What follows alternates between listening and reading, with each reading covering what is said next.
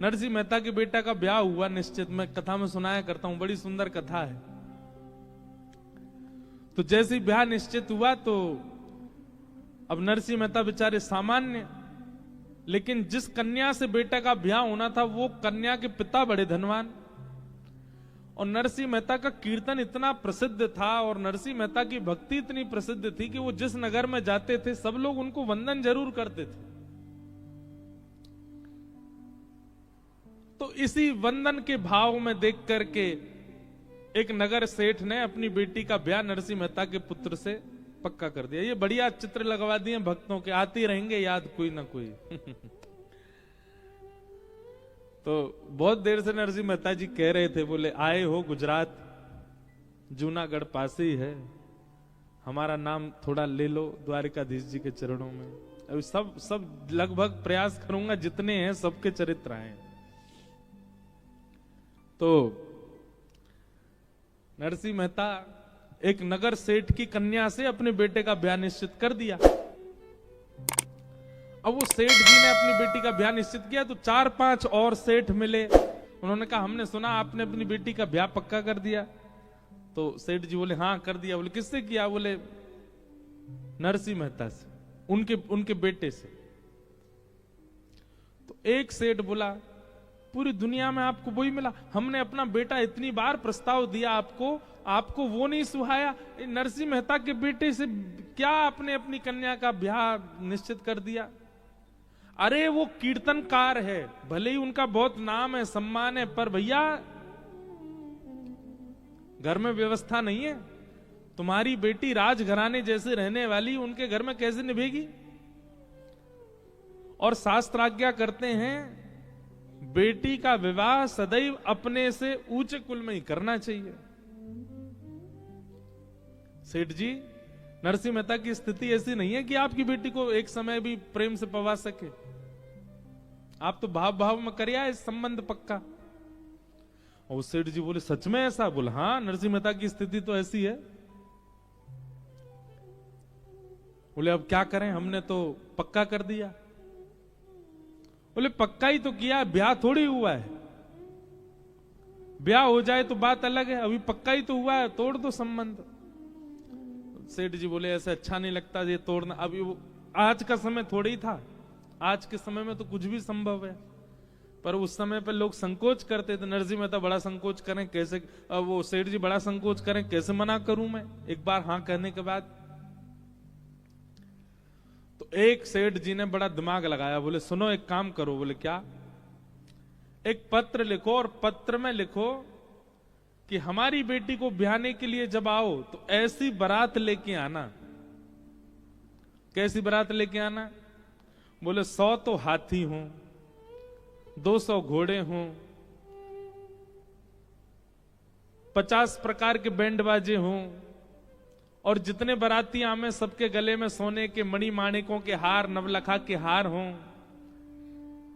जितने बाराती आमे सब बड़े सुंदर दिखने वाले हों, सबकी अचकने इतनी महंगी हों, आदि आदि। ये सब पत्र में लिख करके आप नरसिंह मेहता को भेज दो। नरसिंह मेहता जैसे पत्र देखेगा और सोचेगा इतनी व्यवस्था तो हम कर ही नहीं सकते, अपने आप खुद ही तोड़ देगा संबंध, आपकी बेटी सुरक्षित हो जाएगी। हाँ बोले ये बात ठीक है, व्यवस्था इतनी बता दो कि सामने वाला पहली हाथ खड़ा कर दे। पत्र लिखा महाराज, उसमें 100 हाथी। सेठ जी बोले 100 नहीं 200 ही कर दो सीधे, देखते ही हिल जाए नरसिंह मेहता।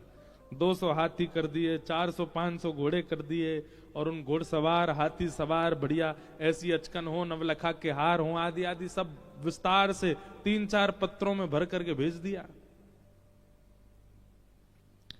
पत्र लिख करके, पत्र को बढ़िया बंद करके और ऊपर लिख दिया जय श्री कृष्ण, भेज दिया। नरसिंह मेहता बैठे अपना कीर्तन कर रहे थे, तभी पत्रकार लेकर के आया पत्र, और आकर के बोला महाराज आपके लिए पत्र आया। नरसिंह मेहता बोले दिखाओ। पत्र देखा, पत्र के ऊपर लिखा था जय श्री कृष्ण। बोले ए सुनो इधर आओ, इस पे क्या लिखा है? बोले जय श्री कृष्ण। बोले जय श्री कृष्ण लिखा है, कहीं पर भी जय श्री नरसिंह लिखा है? नरसिंह मेहता लिखा है? कहीं नहीं लिखा। तो मेरा पत्र क्यों हुआ? जय श्री कृष्ण लिखा है, इसका मतलब ठाकुर जी का पत्र है, मेरा पत्र नहीं है ये। और भैया किसी और का पत्र तो खोलना भी नहीं चाहिए, जिसका पत्र है वही देखेगा। नरसिंह मेहता ने खोला ही नहीं, दर दिया ठाकुर जी के, ठाकुर जी आपके किसी प्रेमी ने आपके लिए पत्र भेजा, बड़ा भारी पत्र है, अब मैं तो इसको खोलूंगा नहीं नाथ। और आप तो बड़े लीलाधारी हो, क्या पता रुक्मणी जी के मन में कोई भाव आ गया हुए हैं, उन्होंने कोई पत्र भेज दिया हो, क्या पता जामवती सत्यभामा सब द्वारिका में है, आपसे कोई लीला कर रही हो इसलिए पत्र भेजा। मैं तो नहीं पढ़ूंगा ठाकुर जी, आपका निज पत्र है, देख लीजिएगा इसमें क्या लिखा है। और पत्र धर दिया, खोला ही नहीं। ठाकुर जी मन ही मन सोच रहे, नरसिंह 200 हाथी लिखे इसमें, खुल तो ले एक बार। पर नरसिंह मेहता तो ठाकुर जी को छोड़ दिया। अब यहां सेठ जी ने कुछ दिन प्रतीक्षा करी कि नरसिंह मेहता संबंध तोड़ने का कुछ भाव करेंगे, पर नरसिंह मेहता की तरफ से तो कोई प्रस्ताव ऐसा आया नहीं। सेठ जी ने बीच में एक बार किसी को भेजा, बोले जाके देख पूछ के आओ नरसिंह मेहता तैयारी कर रहा है क्या। तो कोई गया, जाकर बोला, बोले हम तुम्हारे बेटे का जहां संबंध हुआ वहीं से आए हैं, वो लोग पूछ रहे हैं सब तैयारी, हाँ सब तैयारी चल रही है महाराज, हम बारात लेके आएंगे, उनसे कह दीजिएगा, कोई चिंता की बात नहीं। उस व्यक्ति ने जाके कहा तो उनको सेठ जी को विश्वास हो गया, जो जो हमने लिखा वैसी ही बारात आएगी।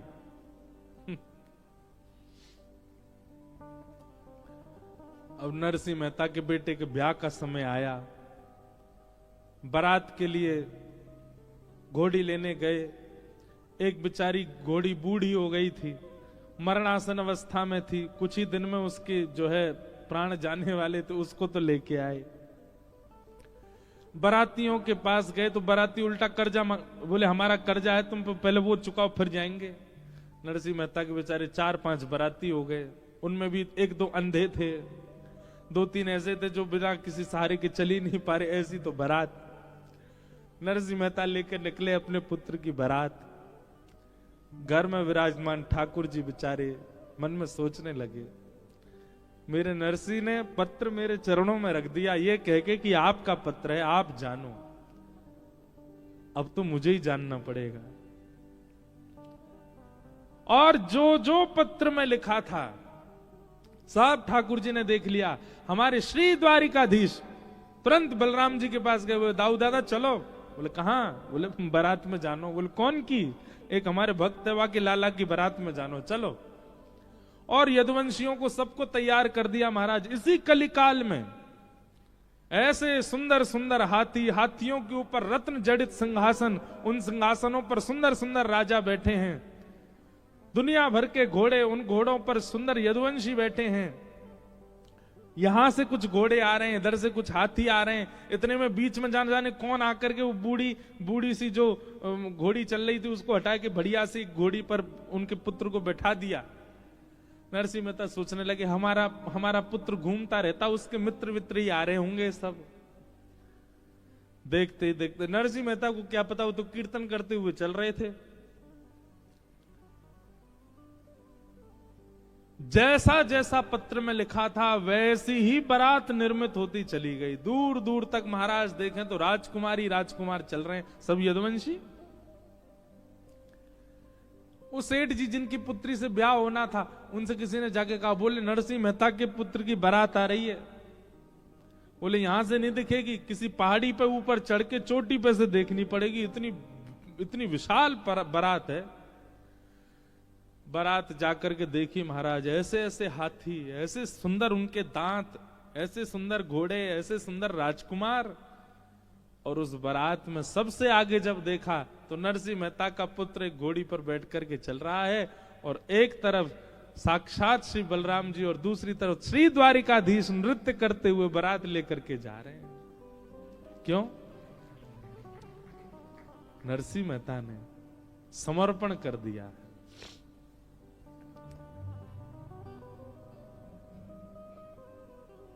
ठाकुर जी के मन को समझो, ये कथाओं के द्वारा क्या करना है, ठाकुर जी के व्यवहार को, ठाकुर जी के मन को, ठाकुर जी की स्थिति को समझ लो और वैसे बन जाओ।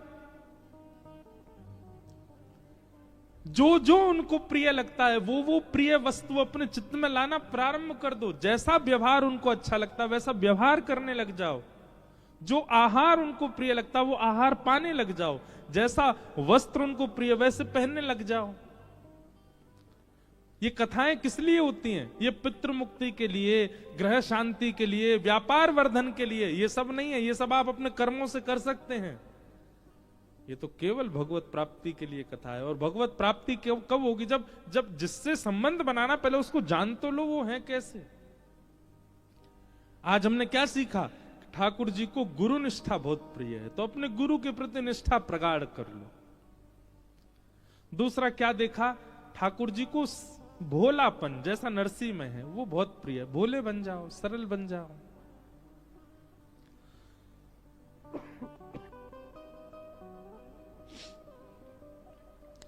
द्वारिकाधीश स्वयं राजा नहीं बने कभी, अपने नाना उग्रसेन को राजा बनाया इस नगरी का। अब इससे क्या सीखते हैं हम? पदवी मिलने के बाद भी उस पदवी का त्याग करना, ये ठाकुर जी से सीखो। पदवी त्याग करने का मतलब क्या है? ठाकुर जी ने पदवी का त्याग करके कोई पूरा दायित्व डाल दिया हो उग्रसेन के ऊपर? नहीं, उग्रसेन केवल राजा बने बैठे हैं। राजाओं की सारी क्रिया ठाकुर जी करते हैं। मतलब पदवी को नहीं स्वीकार किया, पदवी पर जो श्रम करना चाहिए वो सारा श्रम ठाकुर जी ने किया। ऐसा वर्णन आता है कि द्वारिकाधीश रोज शाम को निकलते हैं, पूरी द्वारिका में भ्रमण करते हैं, और जब जाते हैं तो इतना प्रेम भर के, स्नेह भर के पूरी द्वारिका नगरी को देखते हैं कि उनकी दृष्टि मात्र से सब आनंद में आ जाते हैं, सब प्रसन्न होने लग जाते हैं। पूरी नगरी में भ्रमण करते हैं। ऐसे हमारे द्वारिकाधीश ग्रह के लिए समय, राज्य के लिए समय, मित्रों के लिए समय, संतों के लिए समय अलग से ही निकाल के रखते हैं। अपनी नित्य क्रिया के लिए समय। आज भी द्वारिकाधीश संध्या उपासन करते हैं नित्य। इसलिए मैं कह रहा हूं, संसार में जितने भी गृहस्थाश्रमी हैं सबके लिए गुरु घर है द्वारिका। आओ, आकर के प्रणाम किया करो। और बस द्वारिकाधीश से यही मांगो कि हे द्वारिकाधीश, जैसे आप अपने संपूर्ण परिवार, परिजन, प्रियजन, संतजन, गुरुजन सबको संभाल लेते हैं, वैसी स्थिति हमारी बनाओ। ये द्वारिकाधीश से हम सीखें। तो ऐसे श्री द्वारिकाधीश हैं, राजाधिराज हैं, गौ ब्राह्मण प्रतिपालक हैं। इसलिए हम अपने सप्तनिधि वाले पद में गाते हैं, संतन के कारण रण छोड़ो ब्रजनाथ, गोमती तट द्वारवती पधारे। शास्त्रों में द्वारिका का नाम द्वारावती, द्वारवती कहलाए द्वारिका हाथ। ठाकुर जी आए रण छोड़ करके, और आकर के समुद्र नारायण भगवान से कहने लगे, हमको स्थान दे दीजिए अपना भवन बनाने के लिए, हम अपने यदुवंशियों के साथ यहां रहना चाहते हैं।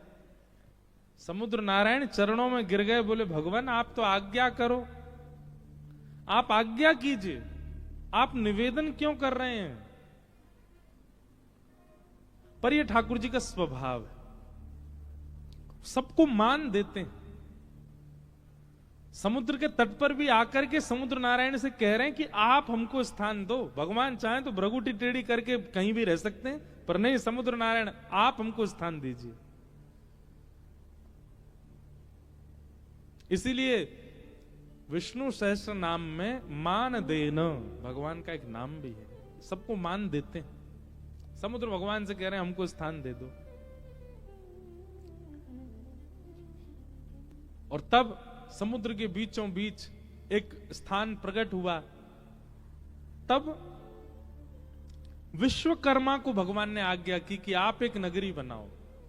तो विश्वकर्मा जी ने कहा कैसी नगरी बनाए, कैसी चौखट हो, कैसी खिड़की हो, कैसे झूमर हो, बताओ।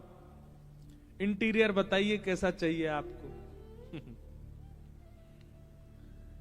दुनिया के लोग अपने लिए घर बनाते हैं तो इंटीरियर और एक्सटीरियर दोनों डिजाइन करवाते,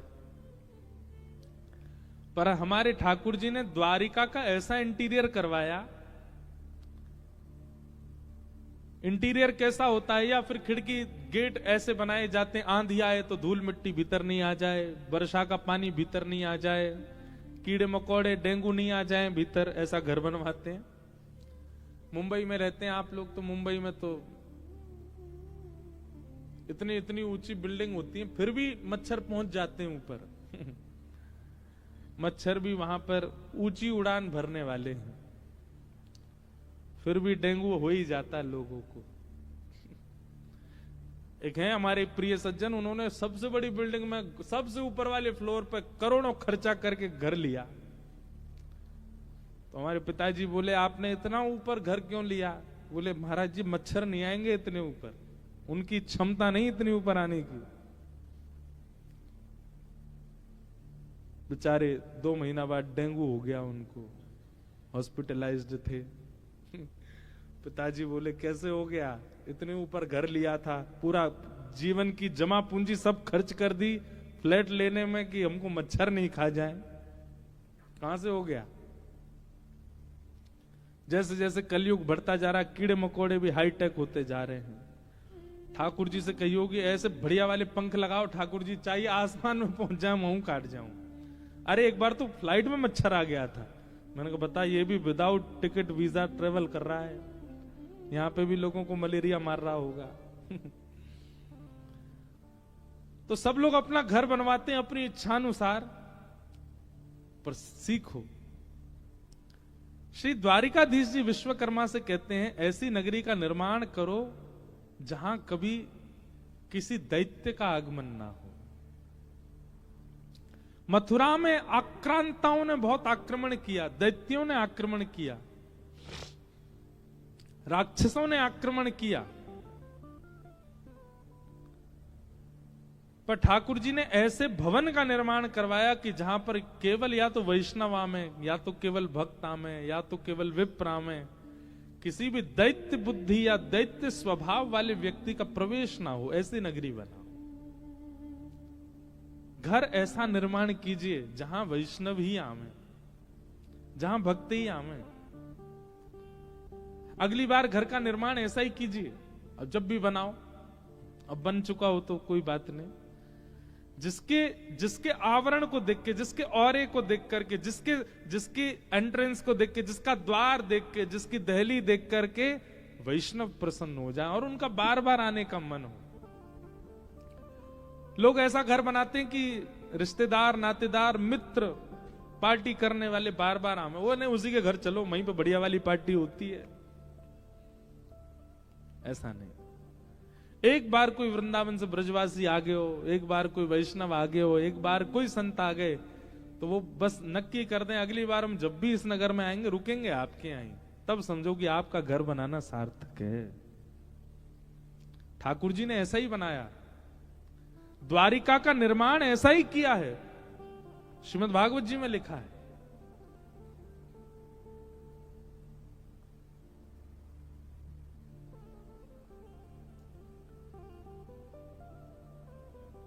अवासीत नारदो भिक्षलम कृष्णोपासन लालसा, गोविंद भुज गुप्तायाम द्वारवत्वाम कुरुद्वह, अवासीत नारदो भिक्षलम कृष्णोपासन लालसा। नारद जी का नाम तो सबने सुना ही है। कहते हैं द्वारिका का निर्माण होने के बाद नारद जी फिर ब्रह्मलोक में नहीं रहते, नारद जी वैकुंठ में नहीं रहते, नारद जी किसी और तीर्थ में नहीं रहते, द्वारिका में ही रहते हैं बस।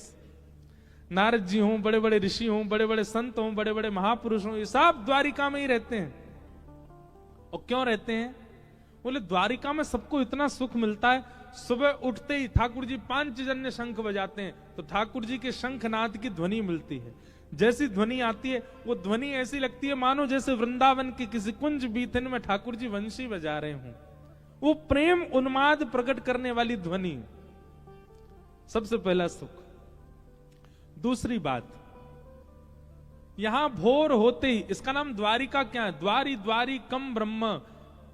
किसी भी घर का द्वार खोलो, द्वार खोलते ही सामने ब्रह्म का दर्शन होता है। मतलब द्वारिका के लोग जब अपने घर के द्वार खोलते थे तो कहीं ना कहीं से ठाकुर जी दिख ही जाते थे। पूरे नगर में भ्रमण करते ठाकुर जी।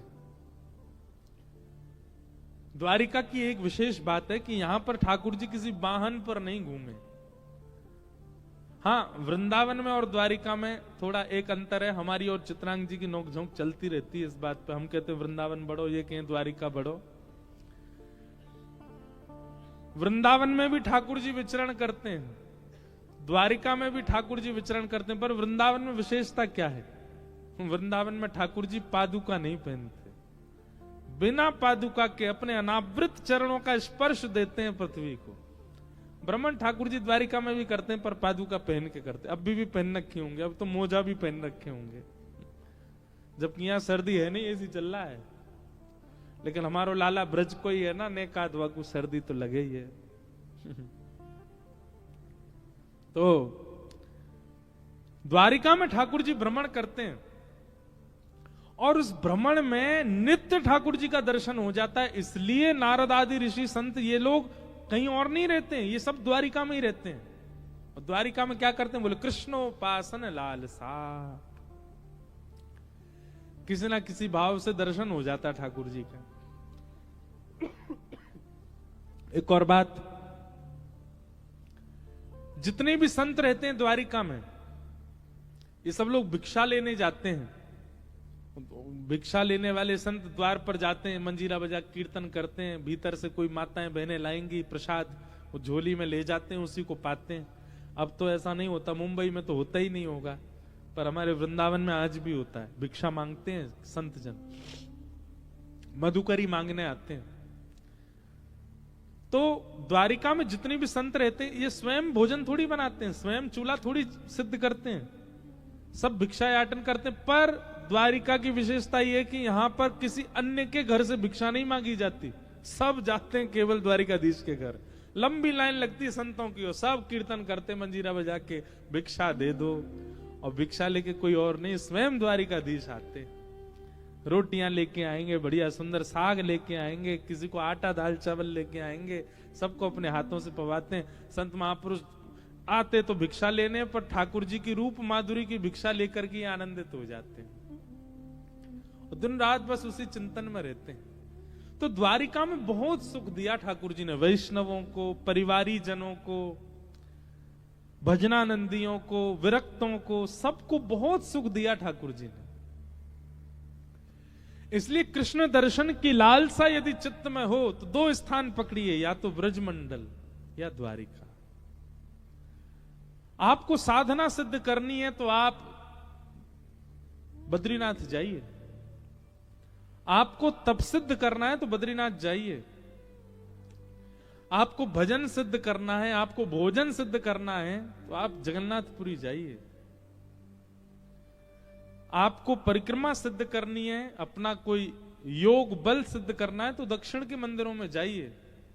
पर आपको केवल और केवल कृष्ण प्राप्ति की भावना है तो या तो द्वारिका आ जाओ या ब्रजमंडल आ जाओ, या तो उस स्थान पर जाइए जहां से ठाकुर जी की लीला प्रारंभ हो रही है, ब्रज वृंदावन, या फिर उस स्थान पर आइए जहां ठाकुर जी अपनी लीला को विश्राम देते हैं, श्री द्वारिका। ये दो स्थान। मीराबाई, भक्तिमती मीराबाई ने जीवन भर ठाकुर जी को भजा, पर उनको भगवत प्राप्ति द्वारिका में ही हुई। नरसिंह मेहता, उनको भगवत प्राप्ति श्री द्वारिका में ही हुई। कितने महापुरुषों के ऐसे नाम हैं जिनको द्वारिका में ही दर्शन हुआ है ठाकुर जी का। इसलिए द्वारिका अति श्रेष्ठ है। ऐसी द्वारिका को हम बारंबार प्रणाम करते हैं, बारंबार वंदन करते हैं। तो ये नित्य की द्वारिका के प्रसंगों से कुछ कुछ प्रसंग लीजिएगा और याद रखिएगा, उद्देश्य केवल प्रेम है, पुण्य नहीं। उद्देश्य केवल प्रेम है, तप नहीं। उद्देश्य केवल प्रेम है। उस प्रेम के भाव से ही आप कथा सुनिए, उस प्रेम के भाव से ही द्वारिका में रहिए। क्या पता इन 7 दिनों में वही शंख चक्र सुदर्शन धारी चतुर्भुज रूप धारी श्री ठाकुर जी आपको द्वारिका की किसी गली में। अच्छा एक चीज आपने देखी, अभी हम नाथद्वारा से आ रहे हैं, ठाकुर जी जहां भी विराज रहे हैं ऐसा हो ही नहीं सकता कि वहां सकरी गली ना हो। आप नाथद्वारा चले जाओ, वहां पे भी छोटी छोटी गली। आप द्वारिका आ जाओ, यहाँ पे भी छोटी छोटी, और देखो जहां पे भी ठाकुर जी विराज, गैया जरूर मिलेगी। डाकोर जी चले जाओ, वहां पे भी छोटी छोटी गली। द्वारिका में, डाकोर जी में, जगन्नाथपुरी अब तो वहां बड़ी कर दी, पर फिर भी छोटी गलियां वहां पर भी हैं। ठाकुर जी चाहे जहां चले गए, पर उनको ब्रज का वह कुंज भाव बहुत प्रिय लगता है ना। कुंज मतलब जहां सूर्य की किरण स्पष्ट ना आ पाती हो, कुछ ना कुछ आड़े आ जाता हो, उसको कुंज कहते हैं। ठाकुर जी ऐसी कुंज सब जगह बनवा देते हैं। नाथद्वारा में बनी, द्वारिका में बनी, जगन्नाथपुरी में बनी, डाकोर जी में बनी, वृंदावन तो प्रसिद्ध है कुंज गलियों के लिए। जब यहां गत वर्ष ठाकुर जी का उत्सव हुआ तो ब्रज द्वारिका मिलन महोत्सव, तो उसमें मैंने ब्रज द्वारिका के कई भाव कहे। उसमें हमने एक भाव और कहा, यहां जो चतुर्भुज है ना ठाकुर जी का, इसमें 2 भुजा किशोरी जी की हैं और 2 भुजा ठाकुर जी की हैं। वैसे तो ठाकुर जी और श्री जी एक ही हैं। जो बाम अंग है किशोरी जी का, ठाकुर जी का, वो किशोरी जी हैं, और दाहिना अंग जो है वो ठाकुर जी हैं। पर द्वारिका में ठाकुर जी के ऊपर दायित्व बढ़ गया।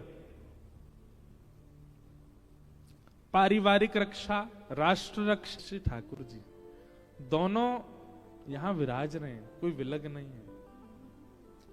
तो ब्रज वृंदावन कहीं ना कहीं ठाकुर जी जहां भी जाते हैं वहां और सबसे बड़ी बात, श्री जगन्नाथ रूप भले ही विराजमान है पश्चिम में, जगन्नाथपुरी पश्चिम हुआ कि पूर्व हुआ है? पूर्व हुआ ना, और ये पश्चिम हुआ। श्री जगन्नाथ जी भले ही विराजमान है पूर्व में, पर जगन्नाथ जी का प्रादुर्भाव स्थल श्री द्वारिका, द्वारिका में प्रकट हुए श्री जगन्नाथ जी। रोहिणी मैया ने ऐसी कथा सुनाई कि श्री ठाकुर जी का ही रूप प्रेम विगलित हो गया, और उस प्रेम विगलित रूप को जब नारद जी ने देखा तो नारद जी ने कहा, ना ठाकुर जी मुख पिघल गया, हाथ पिघल गए, चरण पिघल गए। तो ठाकुर जी ने कहा, नारद जी इस रूप को अपने चित्त में बसा लीजिए।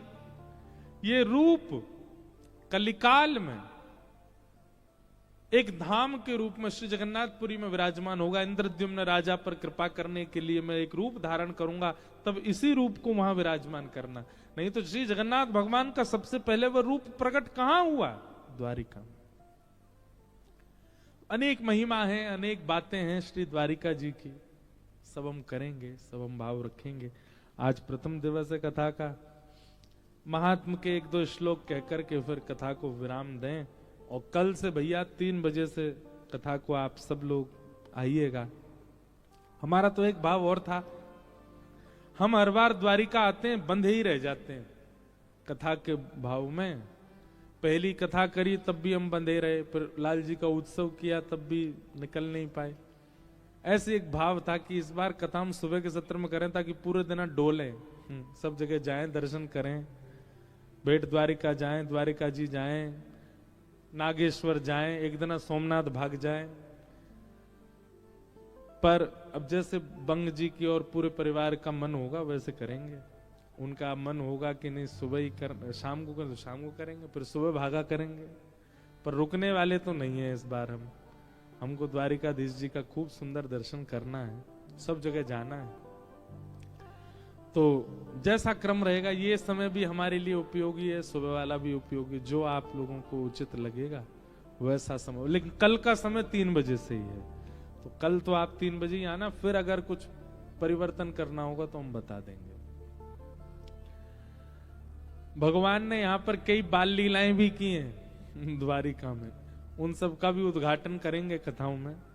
ठाकुर जी कभी कभी चोरी करवे को मन भयो है, ठाकुर जी ने रास विहार भी किया है, ठाकुर जी ने कई मधुर भावों को भी प्रकट किया है। अब आदत तो ब्रज की रहेगी, भले ही गुजरात में आ जाएं, बदल थोड़ी जाएंगे, भाव तो सब ब्रज के ही रहेंगे ठाकुर जी। भले ही गुजरात वाले ये गुजरात में इतना मिष्ठान भोजन ही तब से प्रारंभ हो गया जब से ठाकुर जी आए यहाँ पे। जब से हमारे मीठे मीठे ठाकुर जी आए तब से यहाँ के सब प्रसादियों में मिष्ठान। अच्छा एक बात और बताएं, हमारे ठाकुर जी आए, अब थोड़ी न खिंचाई करें द्वारिका वालों की, वैसे तो एक ही बैठे हैं यहाँ पे। ठाकुर जी को इतनी याद आती वृंदावन की, सुबह बाल भोग में तो थोड़े से उदास बैठे रहते, राजभोग में तो थोड़े से उदास बैठे रहते, रात्रि ब्यारू भोग में भी उदास रहते। इसलिए गुजरात के लोगों ने सोचा इनको कैसे प्रसन्न किया जाए, इसलिए सब्जी में भी मीठा, दाल में भी मीठा, रोटी में भी मीठा, छाछ में भी मीठा, सब में मीठो मीठो डालो कि ठाकुर जी पिए तो न प्रसन्न तो हो जाएंगे। तो ये मिष्ठान का जो प्रसाद में भाव आया ना, वो हमारे ठाकुर जी को प्रसन्न करने के लिए यदुवंशियों ने ये प्रकल्प किए, तभी से गुजरात में मीठा ही मीठा बनता है। और सब भाव से ठाकुर जी पाते हैं। तो ऐसी द्वारिका में आए हैं, आप नित्य आइएगा, ताकि नित्य द्वारिका का पहला महिमा मंडन होगा और फिर महिमा करने के बाद में फिर ब्रज की महिमा से उसको धो दिया जाएगा। यही तो आनंद है, यही तो सुख है। और कुछ तो करेंगे, हमारे द्वारिकाधीश आए हैं। मथुरा ना राजा थया चो, गोवाणों ने भूली गया छो, माने तो मनावी ले जो रे, हे ओधा जी रे मारा वाला ने बढ़ीने के जो। जब ठाकुर जी ब्रज से आए तब गोपियां तो नहीं आई, ब्रज ग्वाला तो नहीं आए, तो उद्धव जी को भेजा, जाओ मना लाओ द्वारिकाधीश को। पर अब समय बदल गया है, अब ब्रजवासी खुद आया है मनाने के लिए, और अब द्वारिकाधीश को मना के तो जाए। बस माने भय तो हैं, रीझे भय तो हैं, पर अब गोपियों की पाती लेकर के उद्धव नहीं आ रहे हैं, अब तो स्वयं ब्रजवासी आ रहे हैं। तो 7 दिन हम तो अपने ठाकुर जी को मना नहीं आए, ठाकुर जी को लाड करने ही आए हैं, ठाकुर जी को ब्रज की याद दिलाने ही आए हैं। और निश्चित है हमारे श्री द्वारिकाधीश जी रीझेंगे, मानेंगे, आनंदित होंगे। आप सब लोग, भले ही आप मुंबई से आए हो, कलकत्ता, हैदराबाद, जहां से भी आए हो, इन 7 दिनों के लिए आप सब लोग ब्रज का ही पक्ष लीजिएगा कि आप सब ब्रजवासी हो, और उसी भाव से दर्शन करने जाना। जो जो यहाँ के द्वारिका के तो वैष्णव सिद्ध हैं, कथा में कम आते हैं, पर जो जो बाहर के बैठे हैं यहाँ पर, आप सब लोग द्वारिकाधीश का दर्शन इसी भाव से करने जाना। हम सब ब्रजवासी हैं, और ठाकुर जी को मनाइएगा। ये लाला, यशोदा मैया, राधा रानी, सब गोपियां आपकी बाट निहार रही हैं। लाला तेरी बाट निहारे राधा, तेरी बाट निहारे राधा, सवरिया आजा रे आजा सवरिया आजा। सिर पर है गोरस की मटकी, तेरे दरस हित पथ में अटकी, आजा रे चित चोर गवारे, ठाड़ी तेरी गुजरिया सवरिया आजा रे आजा सवरिया आजा। तेरी बाट निहारे राधा, सवरिया आजा रे आजा सवरिया।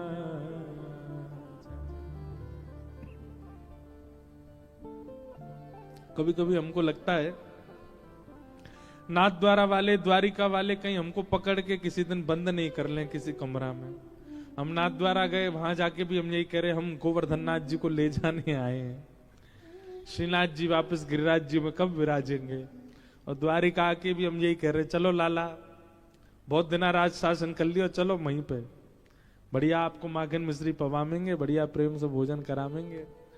पर ठीक है, हम ब्रजवासी बड़े उदार हैं। हमने जनमानस पर, संसार के लोगों पे उदारता करते हुए ठाकुर जी का एक रूप भेज दिया, जाओ द्वारिका तक चले जाओ, ने वहां पे भी कृपा कर आओ। एक स्वरूप जगन्नाथपुरी में भेज दिए, एक हिमालय पे भी भेज दिए, एक नाथ द्वारा में राजस्थान मध्य में भेज दिए, एक दक्षिण में भी भेज दिए, पौड़ानाथ रंगनाथ भगवान लेटे हैं। पर इन सबको भेजा ब्रजवासियों नहीं है। जाओ ठाकुर जी ने सब पर कृपा करे आओ, केवल ब्रज में क्यों अनुग्रह करो। ब्रजवासी बड़े दानी हैं, बड़े भोले हैं, तो आए तो मनाने हैं। पर लाला अगर रीझ के चलवे को राजी भी आ जाएंगे तो हम पर यही कहेंगे, लाला कोई नहीं, बैठे रहो यहीं, आनंद करो, द्वारिका के लोगों पर कृपा करो। और रीझे तो बैठे हैं, अब ही जाके कहते हैं चल दो, तो वो रुक थोड़ी सकते हैं, यहाँ पे चल देंगे संग में। लेकिन हम ब्रजवासी बड़े उदार हैं, हम कहेंगे नहीं लाला आप यहीं विराजो, कृपा करो, सब वैष्णवन पे आनंद कराओ। सच्चिदानंद रूपाय विश्वोत्पत्त्यादि हेतवे तापत्रय विनाशाय श्री कृष्णाय वयं नमः। महात्मा का पहला श्लोक सब लोग बहुत ध्यान से सुने, एक दो श्लोक सुन के फिर हम कथा को विराम देंगे। भगवान के कितने रूप हैं? 3, सत्य, चित और आनंद। 3 रूप हैं। ठाकुर जी सत्य हैं सबसे पहली बात। दूसरी बात, ठाकुर जी चैतन्य हैं। सत्य हैं ठाकुर जी, इस बात को कहने का मतलब है बाकी सब असत्य हैं, केवल ठाकुर जी सत्य हैं।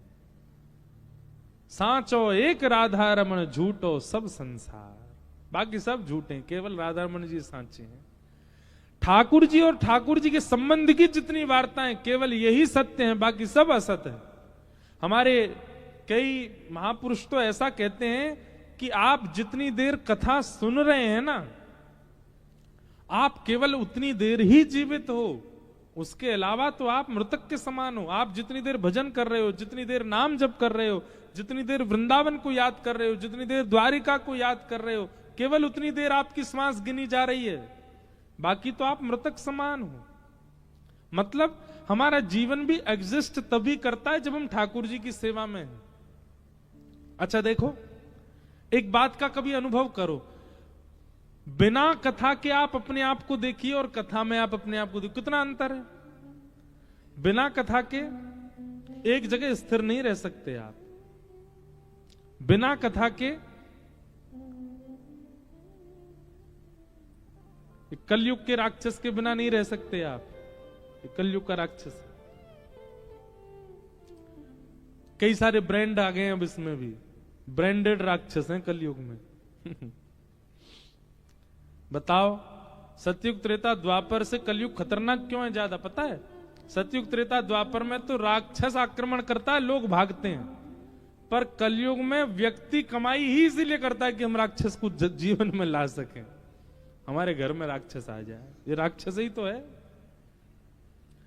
तो इसके बिना आप रह सकते, पर नहीं, आपने पिछले 2 घंटे से फोन तो नहीं उठाया, बिना इसके रह रहे हो। 2024 में कितनी बार आपने फोन यूज नहीं किया, ये अपने आप से पूछिए। एक मैं अभी किसी का इंटरव्यू देख रहा था,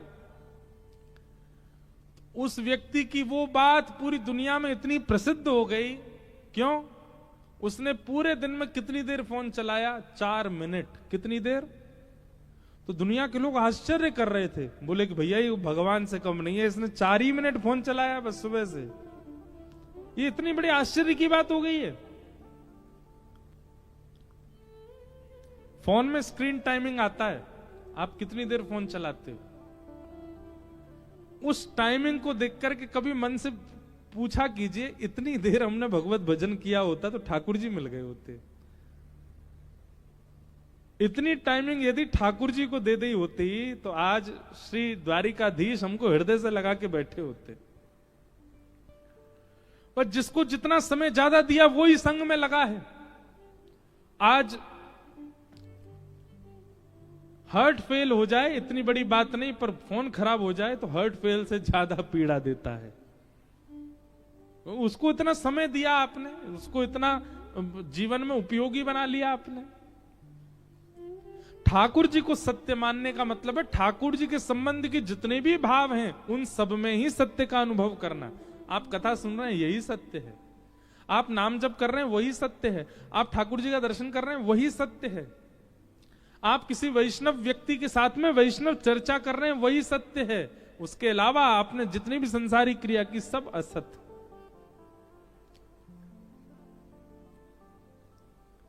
ठाकुर जी का पहला रूप क्या है? सत्य। ठाकुर जी का दूसरा रूप क्या है? चैतन्य। जब सत परमात्मा को अनन्य भाव से भजने लग जाओगे तो वही सत परमात्मा कैसा हो जाएगा? चैतन्य। अभी ठाकुर जी कैसे इस वक्त इन प्रेजेंट अगर मुझसे और आपसे पूछा जाए तो अभी परमात्मा कैसे हमारे लिए? अणु मात्र, हवा में वायु में घूम रहे हैं, दिख नहीं रहे हैं, कहां हैं कुछ पता नहीं है। इस सभागृह में भी कहां बैठे हमको दिख नहीं रहे हैं। क्यों? क्योंकि हमने सत परमात्मा को बहुत ध्याया नहीं, इसलिए वो सत परमात्मा अभी दिख नहीं रहा हमको। जिस समय सत परमात्मा को खूब ध्याने लगेंगे तो कैसा होगा?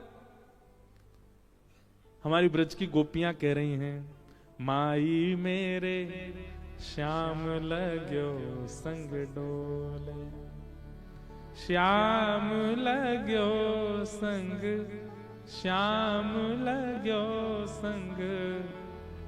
मीराबाई का पद है, श्याम लगो संग डोले। अब देखो वो चित्र देखो मीराबाई का, ऐसा लग रहा है कि मीराबाई सा यही वाला पद गा रही है। क्या गा रही है मीराबाई? ये कन्हैया मेरे संग ही रहे पूरे दिन। मीराबाई बैठे बैठे कहने लगते, निक शांति रखो। अब सामने बैठा व्यक्ति कहता है, इनके बगल में कोई है तो नहीं, किससे बात कर रही है? पर मीराबाई अकेली नहीं, ठाकुर जी संग रहते हैं। मीराबाई कह रही हैं, जित जाऊं उत ठाड़ो ही पावे, जित जाऊं मैं जहां भी जाऊं मुझको पहले तो ठाड़ो मिले। वहां पे ठाड़ो मतलब समझे ना, ऐसे ठाड़े मिले ठाकुर जी। मीराबाई कहें, अब तो मां छोड़ के आई, मुझे पहले यहां कैसे आ गए हो? जित जाऊं उत ठाड़ो ही पावे, जित जाऊं वाह ठाड़ो ही पावे। अच्छा मीराबाई क्या कह रही हैं? तो किसी ने मीराबाई से कहा, तो ठाड़ो मिले तेरे संग ही रहवे, तू बात मत करे कर बातें, तू मुंह फेर लेकर। तो मीराबाई कह रही है, मैं बात ना करूं तो कहा करे? बिना बुलाए बोले, बिना बुलाए बोले। मीराबाई क्या कह रही है? मैं बात ना करूं तो मेरे सामने ही चलता रहेगा। अरे तू मत बोल क्यों ना रही? अरे तू कच कह क्यों ना रही? अरे कचू तो बोल दे। अरे तू गूंगी है गई है, तेरे मुंह में कचू भर गो, तू बोल क्यों ना रही? इतना बोला, इतना बोला, इतना बोले, मुंह बोलना ही पड़े। बिना बुलाए बोले, बिना बुलाए बोले, शाम लगो संग डोले, माई मेरे श्याम लगो संग। किसी ने कही, बोले तू बोले मत कर और तू देखे भी मत कर वाकी, और जहां दिखे वहीं आंख बंद कर देकर। मीराबाई बोली, सुन तू दुनिया के जितने काम कहेगी सब करने को तैयार हूं, पर ये नहीं कर सकती। क्यों? कहा करूं लोभी मेरे नैना, कहा करूं लोभी मेरे नैना। तू बात ना करवे की कहेगी, वो कर लूंगी, ना करूंगी बात। तू कहेगी बाकी सुने मत, कानन में उंगली डाल लूंगी। लेकिन तू कहेगी कि आंख बंद कर ले वाकु देख करके, वो न है सके। गोपियां श्रीमद् भागवत में कहती हैं अक्षणवताम फलमिदम न परम विदाम। ठाकुर जी यदि सामने आ गए तो पलकें झपकना भूल जाएंगी, ऐसा रूप है उनका। मीराबाई कह रही हैं कहा करूं लोभी मेरे नैना, कहा लोभी मेरे नैना, हंस हंस घूंघट खोले, हंस हंस घूंघट खोले, श्याम लगो संग डोले, माही मेरे श्याम लगो संग डोले। ये क्या है? ये वही सत परमात्मा जब चैतन्य हो जाता है तो जित देखूं तित श्याम मई, आपको सब जगह अनुभव होने लग जाएगा। भैया हम आपको किसी और का उदाहरण देकर के कितना विश्वास जगाए, हम अपना उदाहरण दे रहे हैं, हम अपनी बातें बता रहे हैं। कल आज आप हमारे पंडित जी से पूछ लीजिए, इतने घनिष्ठता से पाठ कर रहे हैं जो आगे वाले, इनसे पूछ लो। आते ही मैंने क्या पूछा, मैंने कि अरे एक बात बताओ, कल रात में यहां क्या हुआ था? तो ये बोले क्या हुआ था मतलब? बोले लाल जी को सुलाया कहां था, लाल जी को पवाया क्या था, लाल जी का एसी तो नहीं चलाया था, लाल जी पंखा कितने नंबर पर चला था। अब ये सब बातें क्यों पूछी?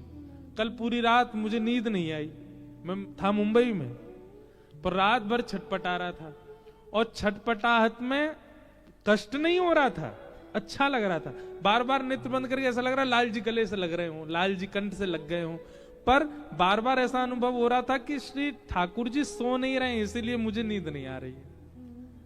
और अभी वो मिला नहीं है निष्कर्ष, पर निकालने पर कुछ ना कुछ तो निकल के आएगा। कल कुछ तो गड़बड़ी थी जिस वजह से मुझे नींद नहीं आई, क्योंकि लाल जी की सेवा में कोई कमी रही होगी। सेवा में कमी नहीं रही होगी, थोड़ी बहुत चूक तो सबसे हो जाती है। या तो झारी जी में जल नहीं रखा होगा, या ठाकुर जी को जहां सुलाया होगा वहां चद्दर के नीचे कच्चू सूखे पुष्प पड़े होंगे, चुभ रहे होंगे उनको। अब जब उनको नींद में दिक्कत होती है तो वो क्या करते हैं, अपने सेवक को उठाते हैं, बोले तू कैसे सो रहा हो, तू भी उठ, मोए नींद ना आ रही, तू कैसे सो जाएगा।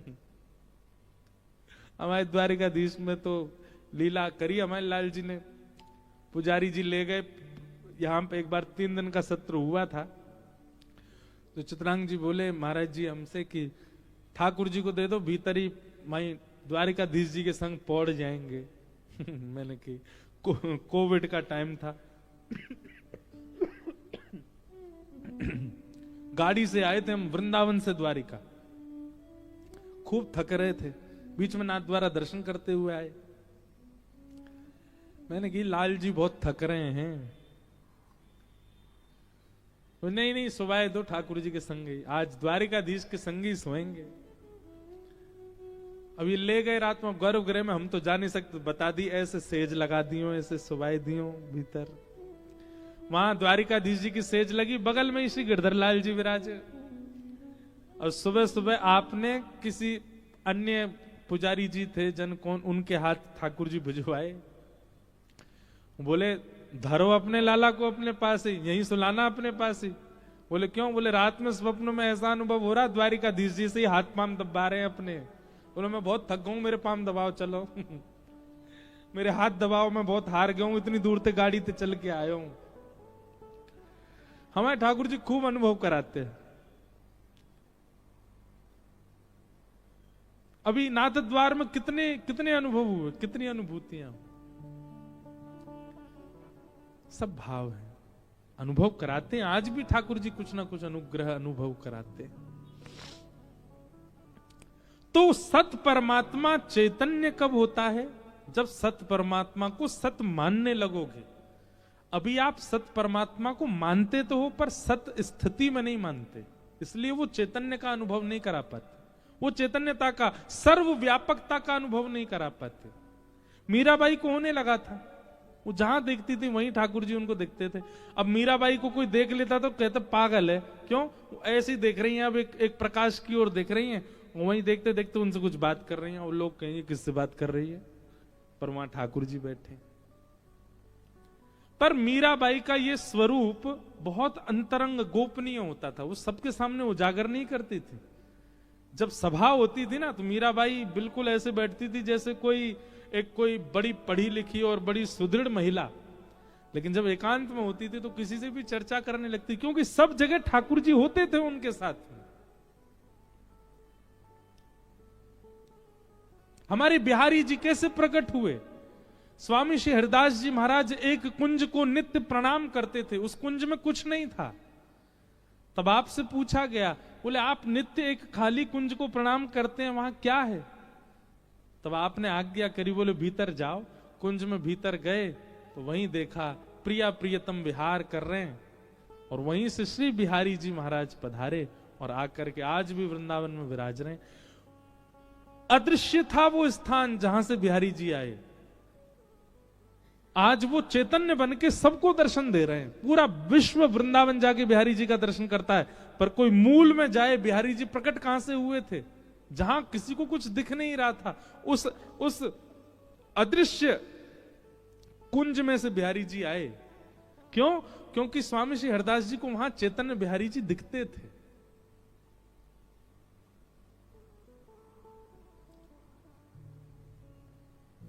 सत्य परमात्मा को सत्य मानने लग जाओ, तब वही सत्य परमात्मा अपनी चैतन्यता का अनुभव कराने लगेगा। और जिस दिन चैतन्यता का अनुभव होने लग गया, उस दिन तीसरे रूप का अनुभव होगा। क्या? आनंद। फिर तो आनंद में ही रहोगे, फिर तो प्रसन्न रहोगे, फिर तो मस्ती में ही रहोगे, फिर तो झूमते ही रहोगे। फिर तो चाहे निद्रा पूरी हो ना हो, भोजन मिले ना मिले, वस्त्र मिले ना मिले, मान हो सम्मान हो अपमान हो, आप आनंद में ही रहोगे। ठाकुर जी प्राप्त हो जाएंगे तो ऐसे है जाओगे। फिर संसार की व्यवस्था आपको प्रसन्न नहीं करेगी, संसार की अव्यवस्था आपको निराश नहीं करेगी, आप सर्व स्थिति में प्रसन्न रहोगे। ठाकुर जी प्राप्त हो गए तो सच्चिदानंद रूपाय विश्वोत्पत्त्यादि हेतवे, विश्व की उत्पत्ति आदि के जो हेतु हैं, तापत्रय विनाशाय श्री कृष्णाय वयं नमः। ऐसे श्री कृष्ण को, ऐसे श्री द्वारिकाधीश प्रभु को हम बारंबार प्रणाम करते हैं, बारंबार वंदन करते हैं, बारंबार नमन करते हैं। यम प्रव्रजन्तमनुपेतमपेत कृत्यं द्वैपायनो विरह कातरया जुहाव पुत्रेति तन्मयतया तर्वोभिनेदुस्तं सर्वभूत हृदय मुनिमानतोऽस्मि। महात्मा के दूसरे श्लोक में श्री सुखदेव जी को वंदन किया, हम उन्हें भी बारंबार प्रणाम करते हैं। ठाकुर जी को, शुकाचार्य जी को वंदन करते हुए महात्मा की चर्चाओं को प्रणाम मात्र करते हैं। और शेष चर्चा हम लोग कल करेंगे 3 बजे से। आप सब लोग समय का ध्यान रखिएगा। 3 बजे समय हमारे लिए है, आप लोग 2:30 बजे आ जाओ। और याद रहे, भोजन कम कीजिएगा, नहीं तो कथा में आप लोग एक दूसरे पर लुढ़कोगे। इसलिए भोजन कम कीजिए, प्रेम से आइए। और हमसे रोज पूछा गया कि महाराज कथा का कुछ नाम लग दीजिए, कथा कुछ नाम हो, हमको तब तो आया नहीं। पर श्री द्वारिकेश लीलामृत इस कथा का नाम हम आज पहले दिन ही कर रहे हैं। श्री द्वारिका लीलाओं में क्या विशेष है और ब्रज का द्वारिका में जो परिवेश है,